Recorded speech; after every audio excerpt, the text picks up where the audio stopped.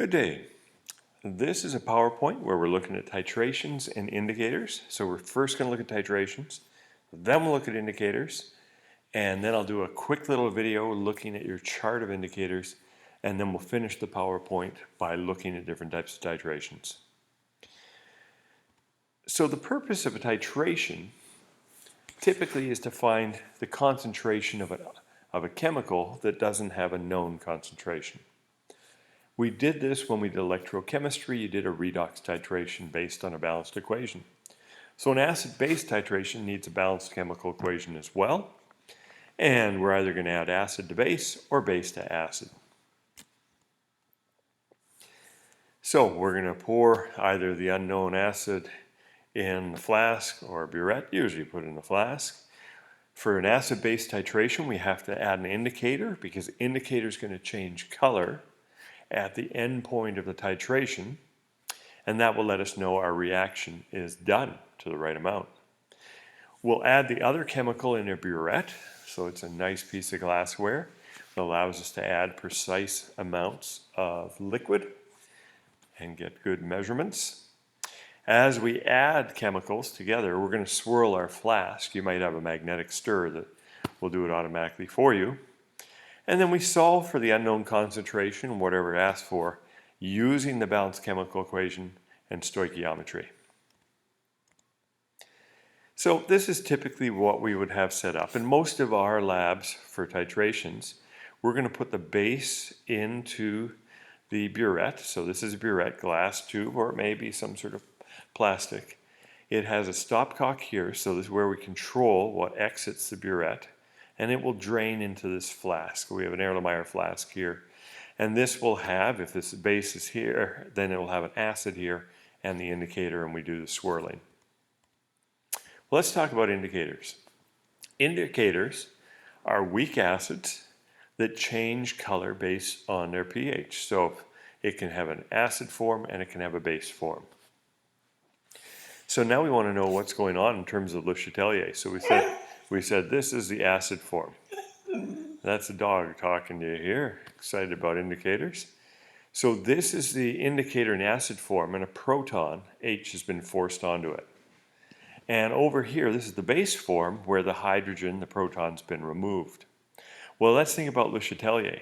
If we have a lot of acid, that goes up, equilibrium goes left, and we force the proton on. And so we'd have an acid form with a particular color.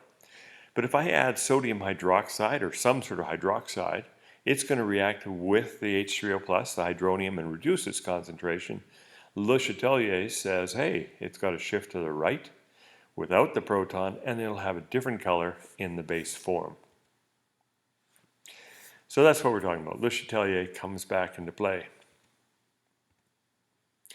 Now, for that previous slide, we had an equilibrium written out, and this is its Ka expression.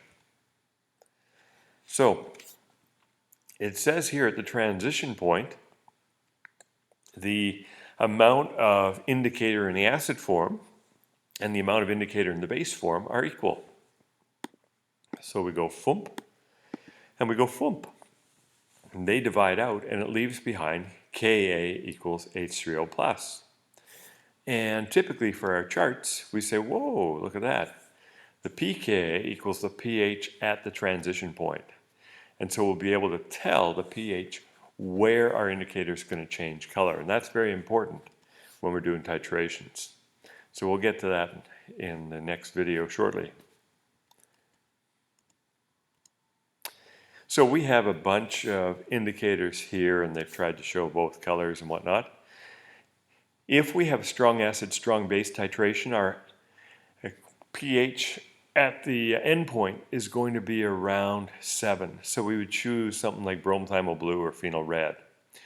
If we have a strong base, weak acid titration, we're going to finish with a more basic pH. And we want to use an indicator like phenolphthalein or thymolphthalein. And if we had a strong acid, weak base titration, it's going to finish up at a pH well below 7, so we could choose something like methyl orange or brome crescel green. And these are the kind of things that we end up with. We end up with these pH curves. And the neat thing is, the pH changes very dramatically when you're right around the endpoint. So in this case, we're starting with a base, we're adding an acid, and so the pH just goes thump and plummets. If we're doing a titration where we start with an acid and we add a base to it, it's going to flip vertically. So all of a sudden we start low and it's going to suddenly rise sharply and then finish off. So some vocabulary. Equivalence point, think of stoichiometry. That's the point at which the moles of base added equals the moles of acid, and that's according to stoichiometry and coefficients. So you have equal moles, but if you had something with a 2-to-1 ratio, the equal moles, or equivalent moles, would be a 2-to-1 ratio. We have the transition point, and that applies to indicators. So that's the pH where it's going to change color. And we have to go back to hydrolysis to determine what indicator we should use for our titration. And we have 3 types of acid-base titration, and we'll get to those in 2 videos from now.